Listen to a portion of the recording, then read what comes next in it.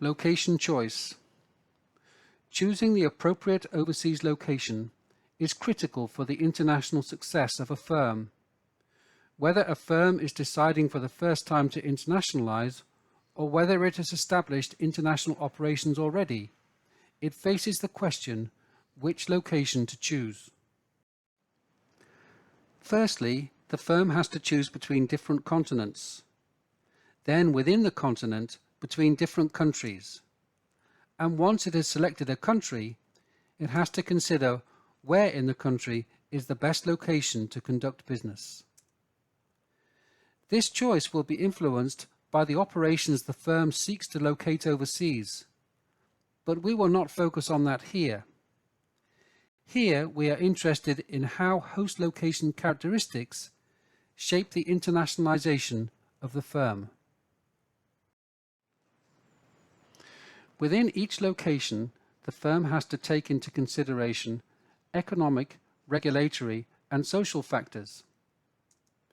Economic factors that are typically considered include the wealth of the location measured in GDP, economic growth factors like inflation rates and household income. Together, these factors are indicative of the current market potential and the future market potential of a location. Within the regulatory dimension, the following aspects are typically considered. How is the formal institutional environment structured and maintained? The formal institutional environment captures, for example, how well specified laws are and how well these laws are enforced by the courts. A well-functioning institutional environment can reduce the political risks that firms face. The quality of law enforcement is also an indication of the extent to which firms' assets and intellectual properties will be protected.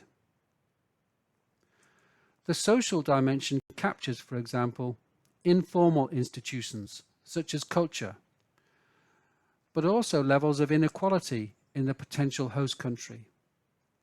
This can be an indication of the potential social tensions within a country, so-called country risk. It also complements the economic factors mentioned earlier and provides a better picture of the market potential.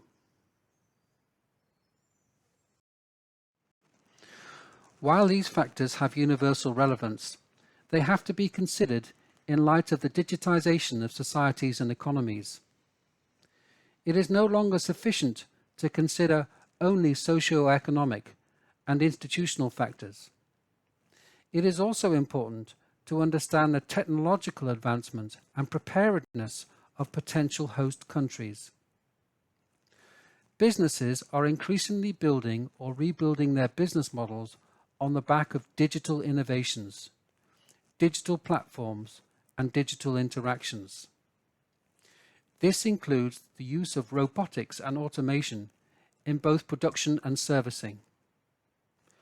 For firms that rely on these tools, it is important to understand, for example, to what extent local labor pools can work with and maintain robots.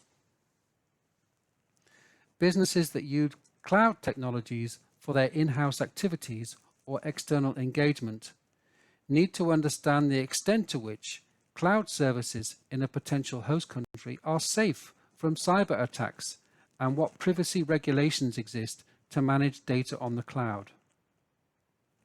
Firms that consider engaging in, for example, drone-based services such as deliveries, surveillance, mapping and inspections need to understand the local attitude towards drones amongst clients and also whether there are any issues from a legal perspective.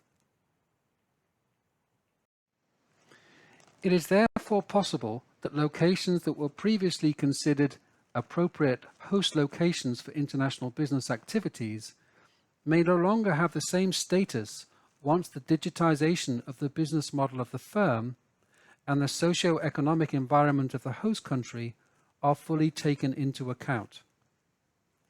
This is as much true for developing countries as it is for advanced economies. There needs to be an appropriate fit between the location the firm chooses to engage with and the characteristics of the firm. As a consequence, international business activities may be directed or even migrate to new host locations.